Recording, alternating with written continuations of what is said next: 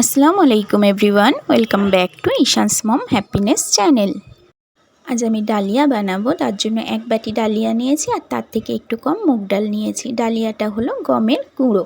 বেশ কিছুটা সবজি নিয়েছি আর ফোড়নের জন্য কিছু ইনগ্রিডিয়েন্টস নিয়েছি, সেগুলো আমি দেওয়ার টাইমে বলে দেব। কড়াইটা গরম করে নিয়ে তার মধ্যে আমি ডালিয়াটাকে দিয়ে দিলাম, খুব ভালোভাবে রোস্ট করে নেব। ডালিয়াটাকে 2 মিনিট ভাজার পর তারপর আমি এর মধ্যে মুগ ডালটা দেব, কারণ ডালিয়াটাকে একটু বেশি ভাজতে হয় মুগ ডালের থেকে। তো 2 মিনিট ভাজার পর আমি মুগ ডালটা দিয়ে দিলাম। মুগ ডালটা দেওয়ার পর আরও 2 মিনিট আমি ভেজে নেব।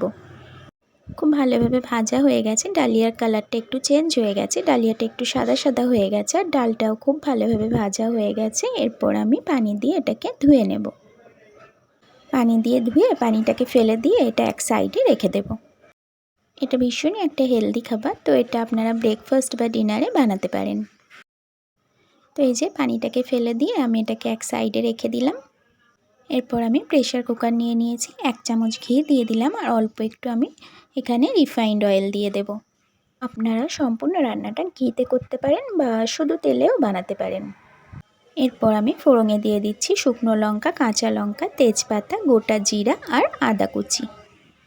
3 থেকে 4 সেকেন্ড এইভাবে নাড়াচাড়া করব। যখন সুন্দর একটা ফ্লেভার আসবে তখন আমি সবজিগুলোকে এর মধ্যে দিয়ে দেব। আপনার বাড়িতে যা শাকসবজি থাকবে সেটা দিয়েই আপনি এটাকে বানাতে পারেন।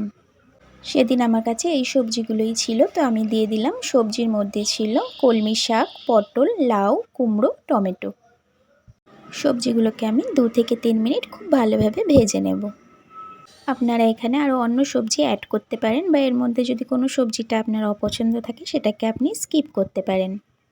এরপর আমি লবণ, হলুদ আর একটু জিরা, ধনিয়া আর মরিচ গুঁড়ো দিয়ে দিলাম।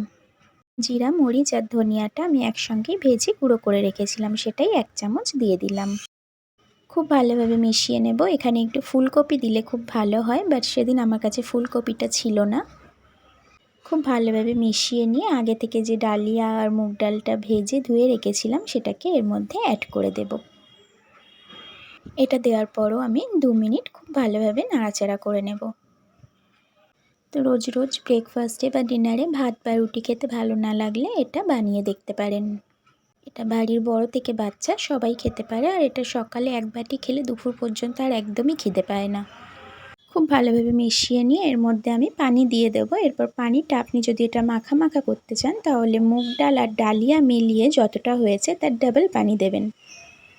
আমি একটু পাতলা করব, মানে একটু ঝোল ঝোল করব, সেই কারণে আমি ডাবলের থেকে আর একটু বেশি পানি দিয়ে দিলাম। আরও একটু পানি আমি অ্যাড করব। এরপর খুব ভালোভাবে সবগুলোকে মিশিয়ে নিয়ে আমি ঢাকা দিয়ে দেব।